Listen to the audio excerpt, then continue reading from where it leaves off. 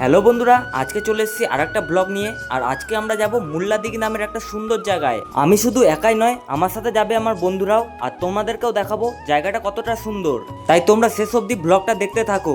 এখন যে জায়গাটায় আমি আছি সেটা হচ্ছে আমাদের পাড়ার মাঝে একটা আম বাগানে। এখানে দুপুরবেলা আমরা সব বন্ধুরা আড্ডা মারি এবং আম বাগানটা দেখো কতটা সুন্দর। আমাদের গাজল এরিয়ার মধ্যে এটাও বলা যায় একটা হিডেন প্লেস। তারপর দেখো কি হয়। নিয়ে ঘুরে বেড়াচ্ছিস, বাজা তো ভাই সাহেব হর্ন বাজাচ্ছে। যেমনটা তোমরা দেখলে বাচ্চাটা সাইকেলে হর্ন লাগিয়েছে, আমি তো দেখে পুরো অবাক হয়ে গেছি। আজকে প্রচুর গরম পড়েছে, তাই ঠিক করেছি মুল্লার দিকে যাব। আর এখানে দেখো আমার একটা ভাই গাছের পিছনে লুকিয়ে যাচ্ছিল। তবে তোকে দেখে নিয়েছে সবাই, অত লুকিয়ে লাভ নাই। ভুঁড়ি কারণ কি তোর ভুঁড়িটা বেশি বড়, গাছের সাথে সাপোর্ট খাচ্ছে না। গজব বেইজ্জতি है। কি হয়েছে? একে যতটা তোমরা ভদ্র দেখছো কিন্তু অতটাও ভদ্র না।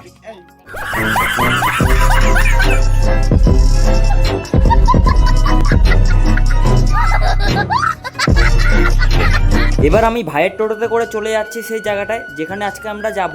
অবশ্য কোনোদিনও যাইনি, এবারই প্রথমবার যাচ্ছি সেই জায়গাটায়। শুনেছি নাকি সেখানে অনেক সুন্দর একটা জায়গা আছে। তো ঠিক মতন চালাতে পারছিল না, সেই জন্য এখন আমি চালাবো। আবে শিখবে আমার কাছ থেকে, শিখ, ঠিক আছে?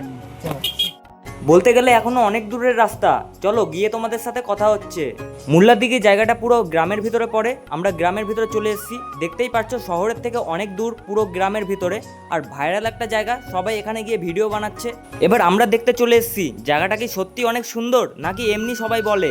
যেতে যেতে আমাদের চোখে একটা জিনিস পড়লো, তোমরাও দেখো। গরম এতটাই পড়েছে, মহিষরাও জলের ভিতরে শুয়ে আছে। A few moments later. Finally আমরা চলে এসেছি সেই জায়গায় যেখানে আমাদের আসার কথা ছিল। এখানে একটা বড় ঝিল আছে, যেমনটা তোমাদেরকে আমি বলেছিলাম। এবার আমরা ঠিক করেছি এই জায়গাটায় যখন এসেছি স্নানটাও করব। সেজন্য বন্ধু আর আমি রেডি হয়ে গেছিলাম স্নান করার জন্য। তোমরা শুধু একবার দেখো এই ঝিলটা কত বড়।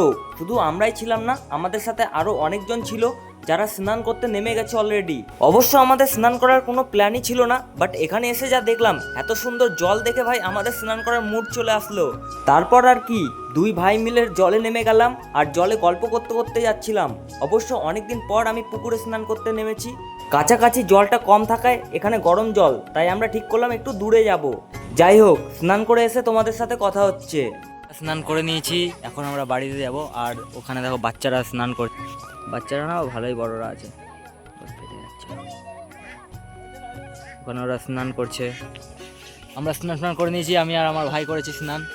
তো ভালোই লাগলো, জায়গাটা সুন্দর। যারা যারা গাজল বা মালদাতে থাকো তারা একবার এসে এখানে দেখা করবা, মানে এই জায়গাটা কেমন তোমরা একবার দেখে যাবে। কিছুক্ষণ আগে এখানে অনেকজন ছিল, কিন্তু এখন এখানে সবাই চলে গেছে।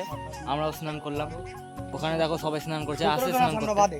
17 জন আছে ওখানে, আমরা বাদে তাও আমরা 2 জন বাদে 17 জন, মানে 19 জন মোটমাট এখানে আছে। আরও বিকাল হলে এখানে অনেক লোক আসে, এখানে ঠান্ডা ঠান্ডা হাওয়া দেয়। তোমরা এসে দেখতে পারো জায়গাটা কেমন লাগে, তোমাদেরও তোমরা জানাবে। আর ভিডিওটা এইটুকুনি, দেখা হবে পরের ভিডিওতে। সবাই লাইক সাবস্ক্রাইব করে দিও যারা যারা আছে।